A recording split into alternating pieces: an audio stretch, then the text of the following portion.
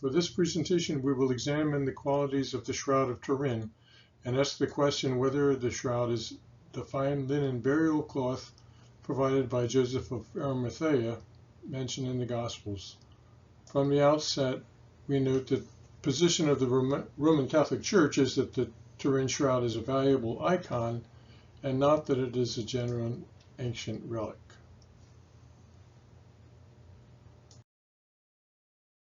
Interested in this burial shroud. The Bible exhorts us in many places to seek the face of the Lord. How can we do this? In the spirit of seeking his face, we seek to know everything we can about him, so we can know him better and his life and sacrifice. Of course, we understand these scriptures are imploring that we seek to know the heart of our Lord through study, but we may be curious to learn other things about him. Seek the Lord in his strength, seek his face continually. When thou said, seek my face, my heart said unto thee, thy face, Lord, I will seek. And whoever sees me, sees him who sent me, and they will see his face, and his name shall be written on their foreheads.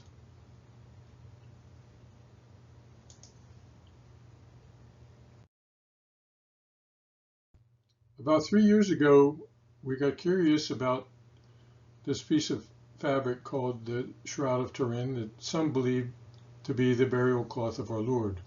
Fortunately, we have some scientific training in physics which helps to understand some of the science. We've been blessed by this experience and we would like to present what we found. We will simply present some facts that have been uncovered recently by scientific and historical investigations. We'll leave it to you to draw your own conclusions.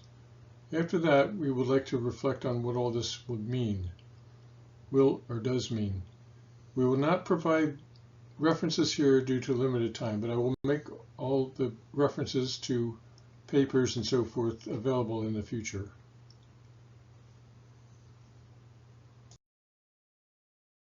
To have been wrapped around the Lord's body. He was laid on it at one end and the other end was pulled over the top. Then 3 linen straps were tied around it. John 19:40. So they took the body of Jesus and bound it in linen cloths with the spices, as is the burial custom of the Jews.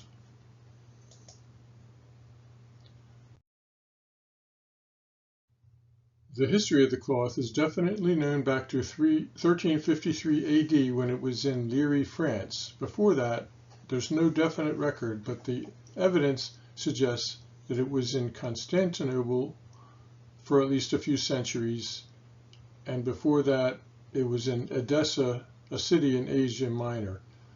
It seems like it was referenced by some apocryphal books and other writings all the way back to the 2nd century. This is not an object of worship, but it can give us information, tell us many things.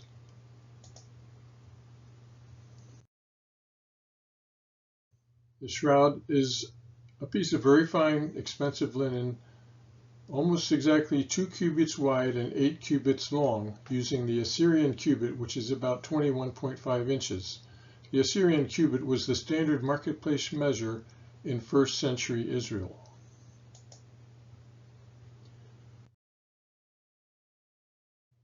The cloth has these qualities: an image of a human body in 2 parts.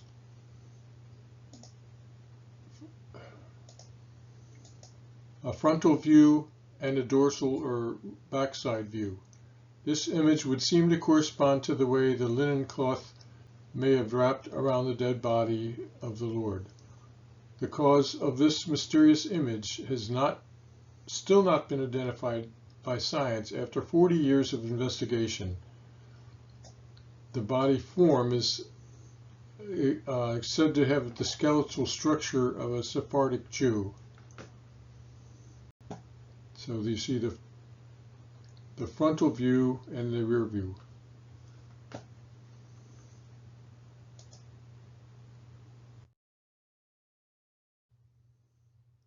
There are blood stains that aligned with the body image. The blood was tested by scientists and found to be real human blood. They appear to correspond to wounds from a scourging, a crown of thorns on the head, and crucifixion, the foot and hand wounds, and a 4-centimeter long incision on the right side of the chest, from a spear wound, presumably. There is a pattern of burn marks circled in white, which were known to have been caused by a church fire in 1532. The burn marks are symmetrical because the cloth was folded up in 8 times and one corner of it was burned, or maybe 2 corners. The whitish triangles are patches that were sewn over the holes in the material by nuns. There are also water stains circled in blue from some time before that.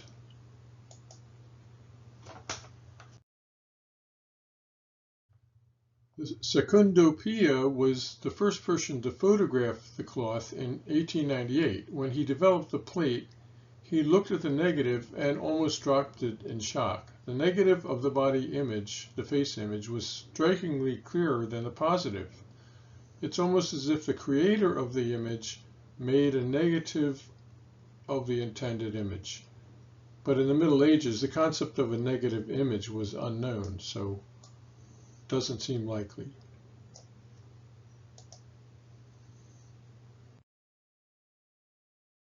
So here's what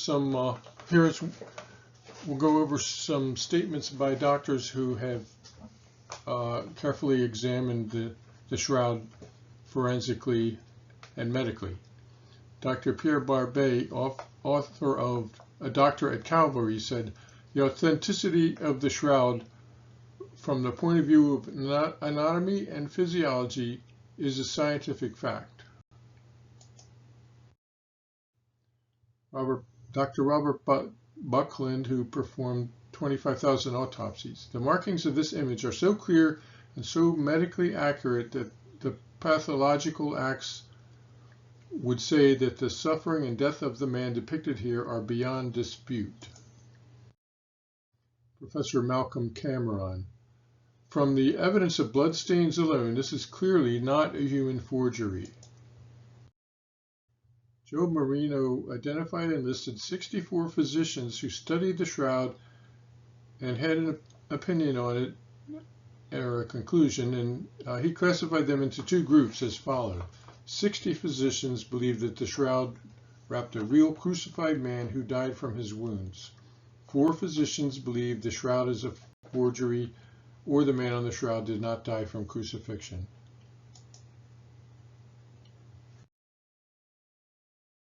Blood analysis.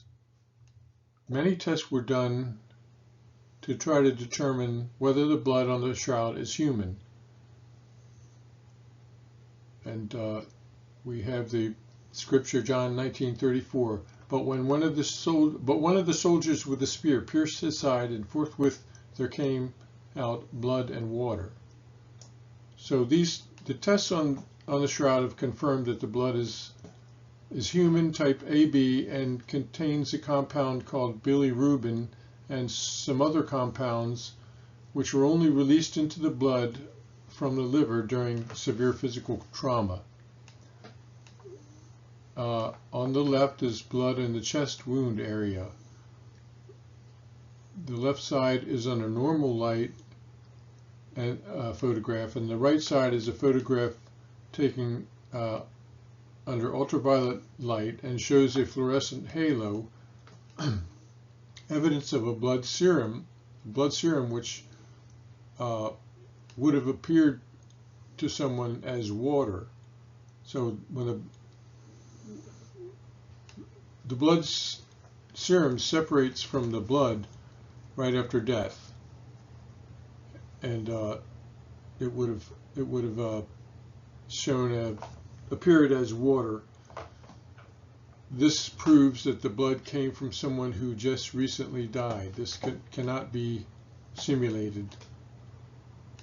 It can only come from blood from a recent dead. The effect would not, no forger would be able to produce this effect during the Middle Ages. And why would they? Because they've never heard of ultraviolet photography, and there wouldn't be any point to that.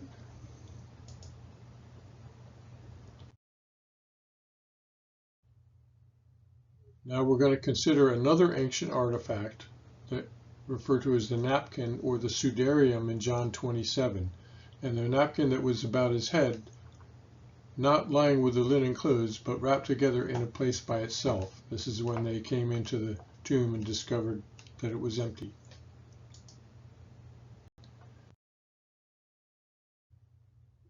The napkin about his head exists today. It's called the Sudarium of Oviedo.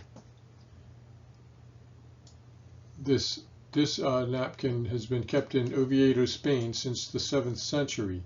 Its history is documented by multiple sources. When the Persians invaded Jerusalem in 614 AD, it was moved from Jerusalem to Africa, and then in about 636 to Toledo, Spain, and then finally to Oviedo in Spain in 760 AD, where a church was built to house it.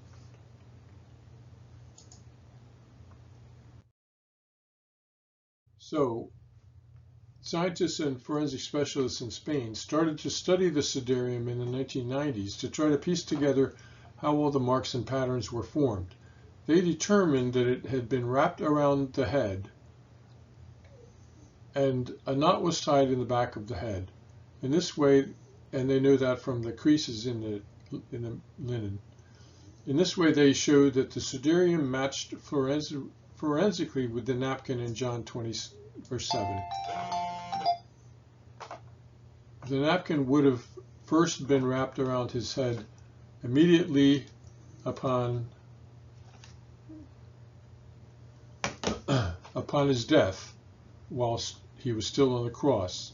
According to Jewish custom, the cloth would have remained on his head until he was laid in the tomb.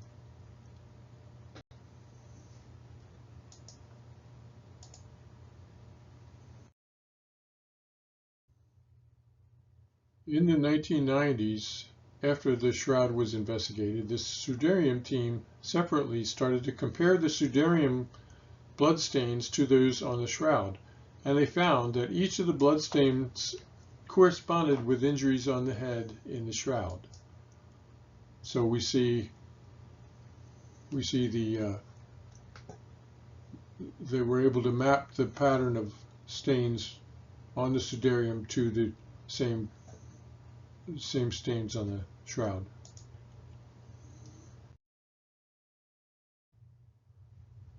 We found an exact correspondence between the sudarium and the shroud. The positions of all the blood stains on the sudarium corresponded with points on the shroud, but not just the face. The stains corresponded all the way around the head. This is just the face.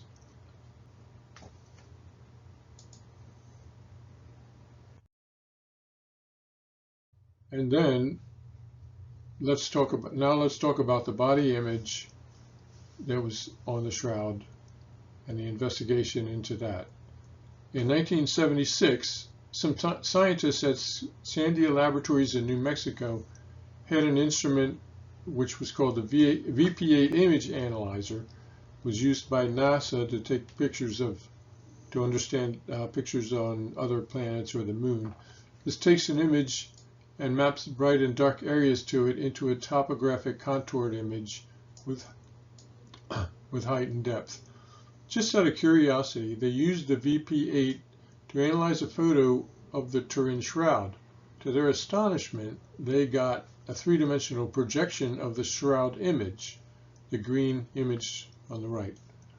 Driven by curiosity, they decided to investigate the shroud to find out how it was made and why it had this quality. That's how the investigation started. They gradually found more and more scientists who had the same curiosity.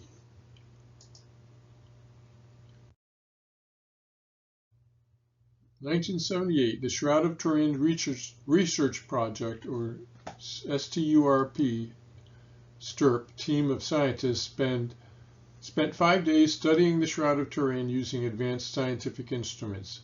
They were 31 American scientists and technicians, mostly from the following institutions, and I won't read it all. By religious background, they were a mix of agnostics, Jews, Christians, and maybe others. But what they did have in common was just a deep scientific curiosity.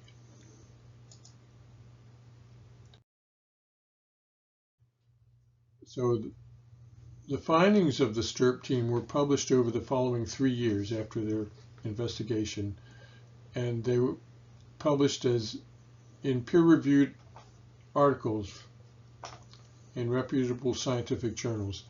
They said no pigments, paints, dyes, or stains have been found on the fibrils. X-ray fluorescence and microchemistry on the fibrils precluded the possibility of paint being used as a method for creating the image. Ultraviolet and infrared evaluation confirmed these studies. The scientific consensus is that the image was produced by something which resulted in modification of the structure of the microfibrils of the linen itself. Such changes can be duplicated in the laboratory by certain chemical and physical processes. However, there are no chemical or physical methods known which can account for the totality of the image, nor can any combination of physical or chemical or biological or medical circumstances explain the image adequately. Thus, the answer to the question of how the image was produced or what produced the image remains, as now and as in the past, a mystery. We can conclude for now that the shroud image is that of a real human form of a scourged, crucified man. It is not the product of an artist. The blood stains are composed of hemoglobin and also give positive test for serum albumin. So here's a photograph of a close-up of the shroud fabric with where the image exists. You can see that some of the little tiny microfibers are darkened by some process, but not by any chemical, any additive at all. Each linen thread consists of microfibrils, and only some of the top fibrils are discolored. All the discolored fibrils are discolored by the same amount. The image darkness at any point depends on how many of the fibrils are discolored.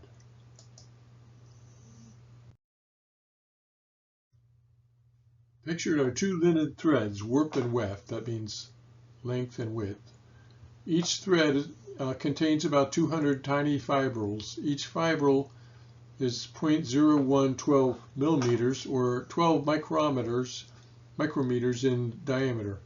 The dark circles represent the discoloration that produces the body image. All the discolored fibrils are discolored the same. The only thing that makes some areas lighter or darker is the number of discolored fibrils. It's like pixels on a black and white computer screen. The brown circle at the bottom shows the diameter of one human hair for comparison. Imagine an artist trying to produce this image. How would he do it? Would he use a tiny brush smaller than the width of a human hair to color each of the many thousands of these fibrils? And there's no paint involved either. The conclusion is the body image on the shroud is unlike any other artifact in existence. It has a photographic quality. There are no outlines, no evidence of brush strokes. It contains 3-dimensional information and seems to be a negative image of a man. It was created by an unknown technology. Since this investigation started, there's been endless speculation and experiments to try to determine how it might have been formed. None of them have fully succeeded.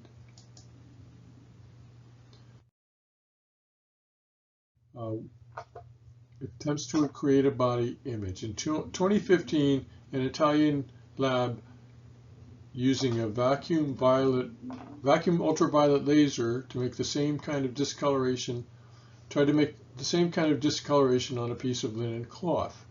And here's the result. They did produce the same kind of discoloration, but by aiming the laser at the linen, they managed to create a brown spot, and that was all. But it is the same kind of chemical discoloration.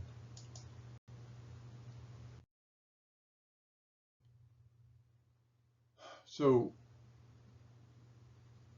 David Rolfe in 2022 has offered a challenge of $1 million to anyone who can reproduce the shroud image using technologies available to medieval artists.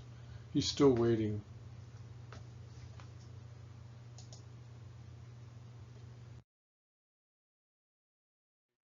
Let's look at some medieval artworks.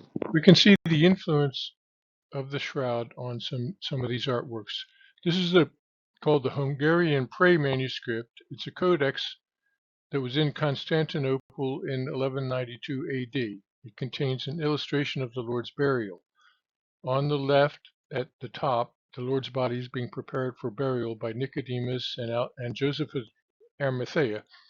You can see the body is naked, which is how it is on the shroud, but in the crucifixion scenes in all of medieval art, the body is never naked, so this is very unusual. But it does match the shroud. Also, the hands are crossed, and you can only see the 4 fingers of each hand and no thumb, same as the shroud. And then in the lower left, the women, it's the scene of the women discovering the empty tomb, and the angel is there. Who are you looking for? He says. And in the blue outline, there's a pattern of 4 holes, and those holes appear to match in the middle of our picture is a section of the shroud where there are 4 holes made probably by an incense burner, and this L-shaped pattern of holes matches very well with the 4 holes on the illustration, and this strongly suggests that the shroud was used as the basis for this illustration. So this suggests that the shroud was in Constantinople in the 12th century. There are many written accounts of travelers who claimed to see the Lord's burial cloth in Constantinople before 1204. And in 1204, armies of the Fourth Crusade sacked Constantinople and plundered its treasures and took them back to France, including among them the burial cloth, according to some records. So that's how it got from Constantinople to France. And now in the 9th century, many of the Byzantine coins seem to have been influenced by the shroud image also. You can see that this is from the shroud. There's a double line on the neck. This is actually just a crease in the cloth. It's not part of the image. But the people who were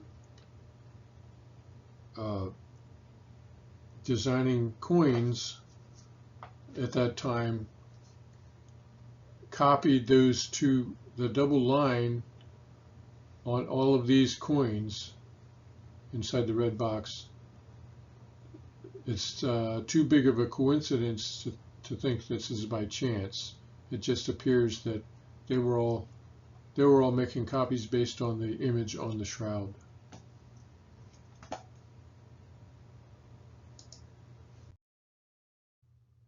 And then before that, going all the way back to the 6th century, there are many paintings of Jesus. Before the 6th century, all the paintings of Jesus had no beard and usually short hair. It was sort of the Roman ideal of a young man. But beginning in the 6th century, portraits of the Lord's face started to resemble the face on the shroud. The overall facial structures were patterned after the face on the shroud. It's as if the artist who created these portraits exactly copied or traced the facial image on the shroud to produce his artwork. And so there are several examples. It's a recurring theme that was in the 6th, 7th centuries, 6th and 7th. And this is called the Pantocrator, which is a Greek word. It's in the New Testament. It means Lord Almighty. In the 1930s, Paul Vignon discovered he could identify 15 or more points of correspondence between the shroud and these portraits.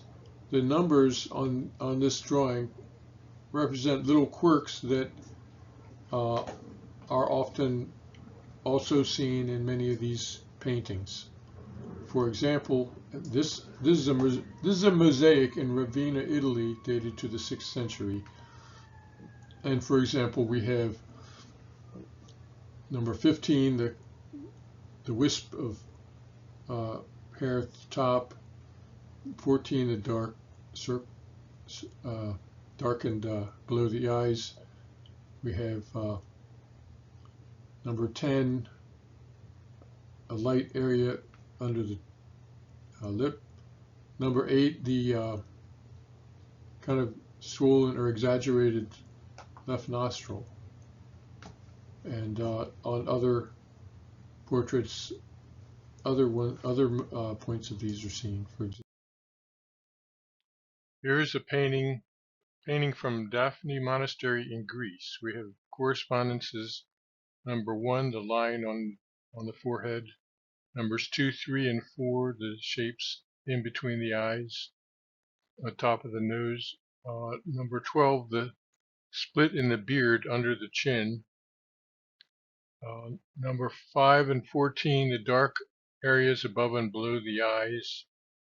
And number 15, the wisp of hair at the top.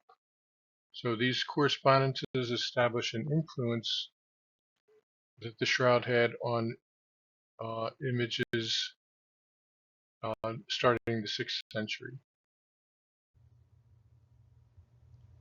Now we're going to talk about the flowers and pollen also identified on the shroud. Multiple botanists and forensic specialists have inspected the shroud and found images of flowers in several places. They're difficult for normal people to see, but these are specialists who are trained in this area. Also, many pollen grains have been found and identified. So these are some of those flower images.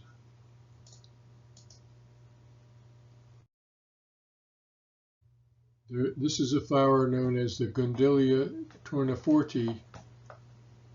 It's very common around Jerusalem, and here's an image of it on the shroud identified, and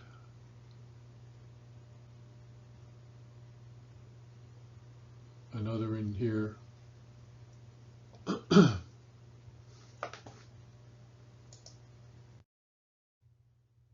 This is a flower or a plant called the bean caper plant, and it's been identified as one of the flowers, and the whole plant actually was, or leaves from the plant were identified on the shroud.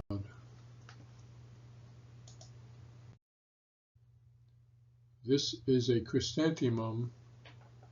So inside this red circle, there's the center of it. This has been identified by these experts as an image of a chrysanthemum flower.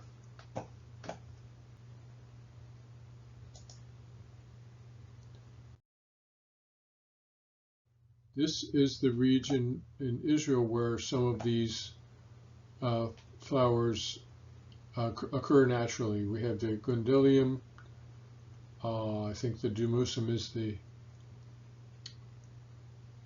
bean caper plant, and this is another flower All of them are endemic right around Jerusalem.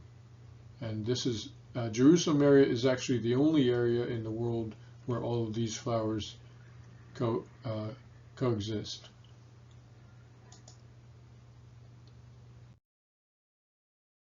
Another interesting fact is that you can look at the season when these flowers are in bloom.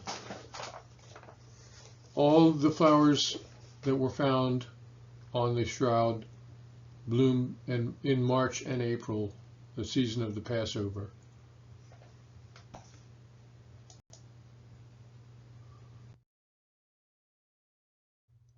So now the question of the age of the linen cloth has been investigated, and several methods have been used to test the cloth for its age. Let's look at some of them. Vanillin. The presence of vanillin was tested. Vanillin gradually dissipates. It actually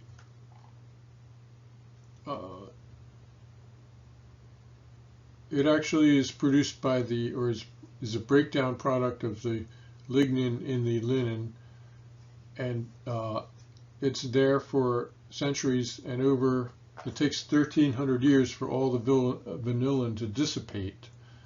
So tests for vanillin on the shroud show there is no vanillin. They could not find any vanillin on the main part of the shroud.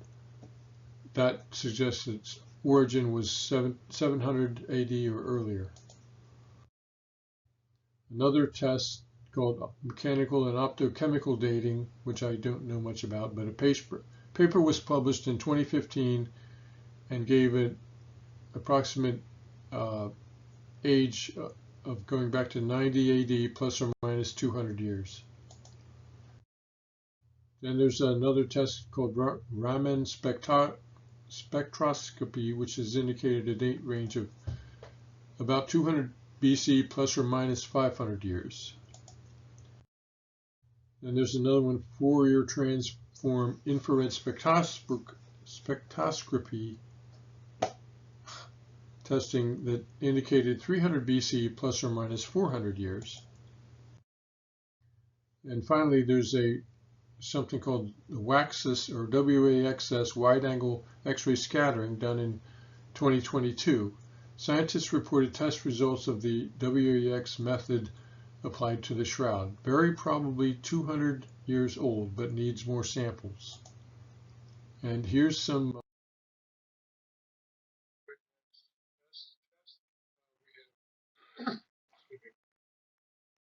we have the results of that test here. They put it into a graph. The paper named X-ray dating of the Turin shroud's linen sample has this result. They compared it with four other linens, totally five.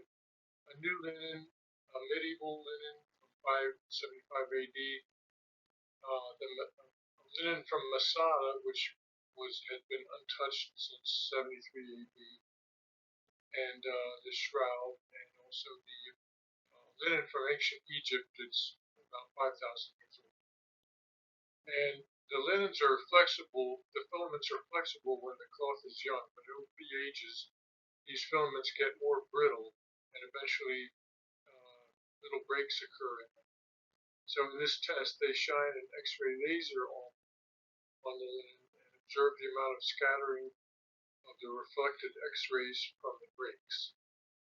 And on the right side, we zoom into the location of the peak intensity of the reflected X-rays. And this is where the younger cloth with less breakage would have a higher peak. And you can see at the top of this is the newest linen. And then below that is the medieval cloth. And then below those are the Masada and shroud cloth, and they're right on top of each other, showing that they're about the same age according to this test. Below that is the 5,000-year-old Egyptian So this shows pretty clearly that the shroud is from the 1st century. Okay, now let's talk about the carbon 14 dating done by some labs on the shroud in 1988. The results indicated a date range in the Middle Ages, but there are many issues that have been risen about how that test was carried out. And let's look at some background.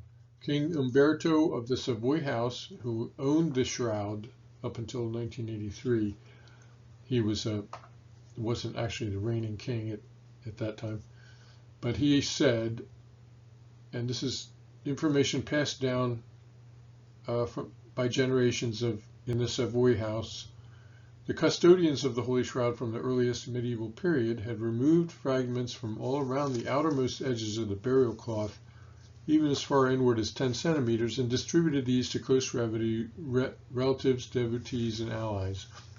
It was traditionally affirmed that at one point in the past, the edges of the sheet had become so tattered as to cause embarrassment or criticism of the custodians, and those areas were repaired and rewoven using identical techniques, but obviously with similar yet newer materials containing dyes and other medieval manufacturing ingredients. So he's saying that around the outside edge of the shroud, pieces were removed and patches were sewn back in to repair it, and the patches were made with newer materials. So in 1983, the STIRP committee made a set of recommendations for performing carbon-14 tests. They included take the samples from different locations around the cloth and avoid locations that might have been altered in the past, like the corners. Send the samples to at least 7 labs. Also in 1983, King Umberto bequeathed the shroud to the living pope, which is whoever's the acting pope. Then the situation became political. The British Museum got involved and insisted on directing the process. They essentially threatened the papacy that if their demands were not met, the church would be publicly denounced for seeking to protect the shroud from scientific investigation and propagating a fraud. The church relented. The STIRP committee's recommendations, these up here, were ignored.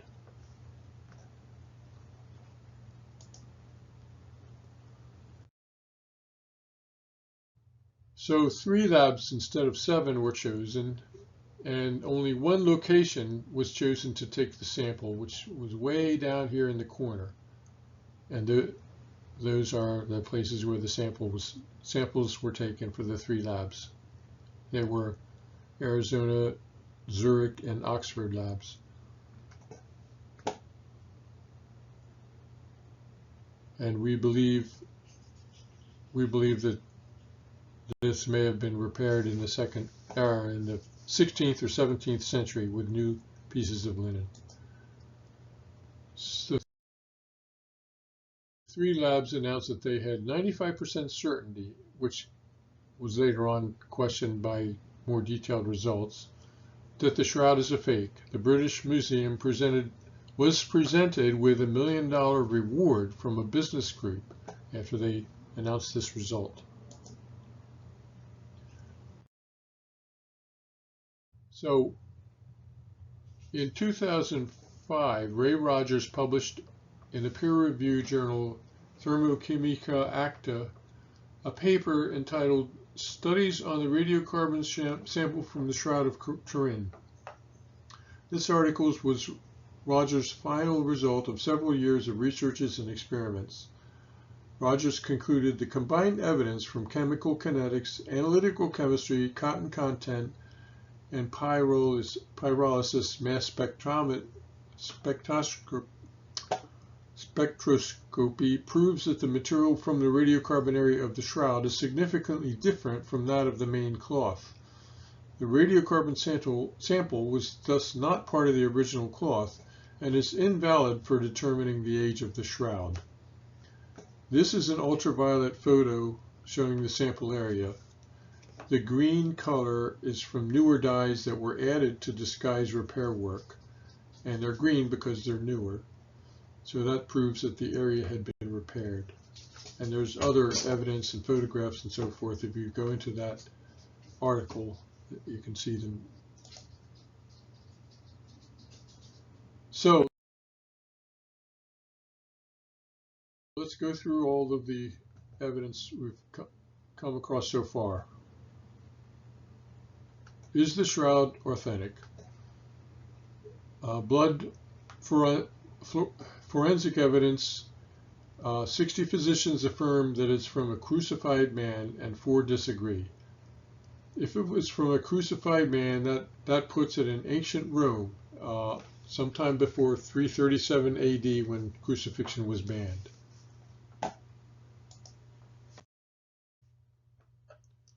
Tests for age. 4 different tests are consistent with an age of 2,000 years. That puts it around the first advent of the Lord. Only the carbon-14 test showed a medieval range, but the procedure has been questioned. Alignment of pseudarium with Oviedo. Overlapping blood stains established that the 2 cloths wrapped the same body. That would put it 7th century or earlier. Artistic influence. Clearly, a connection exists between the shroud and 9th century icons and 6th century coins. I might have that backwards. So that puts it back to the 6th century or earlier. Pollen and flower images. Experts identified flowers that coexist, and I should say also pollen, that exist only around Jerusalem. Coexist only around Jerusalem. So that puts the location of its origin in Jerusalem. Flower blooming seasons. Identified flowers all bloom in March or April. So that puts the time of the year in March or April. No putrefaction detected. No tearing or smearing of blood clots found anywhere. I didn't mention this yet, but that's an observation. The shroud was separated from the body in less than 40 hours after being wrapped around the body, but it was not removed with force. Otherwise, you would see tearing or smearing. The shroud was not removed by humans. Did the body dematerialize?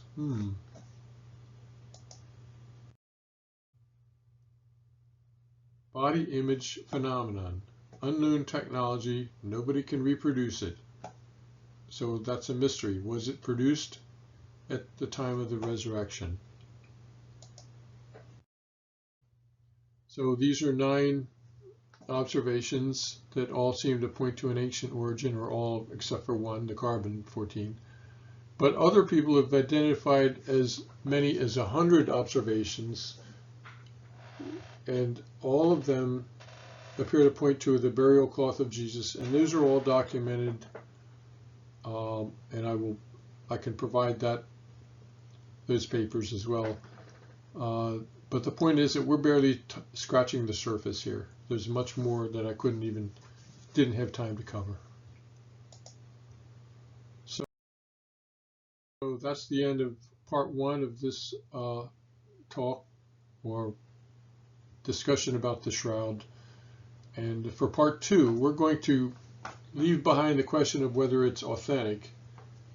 We'll approach the shroud with the assumption of what if it is authentic, and then what does the shroud tell us about the crucifixion that Christ suffered on the cross and up to the cross, and we'll gain a lot of insight, I think, from that point of view.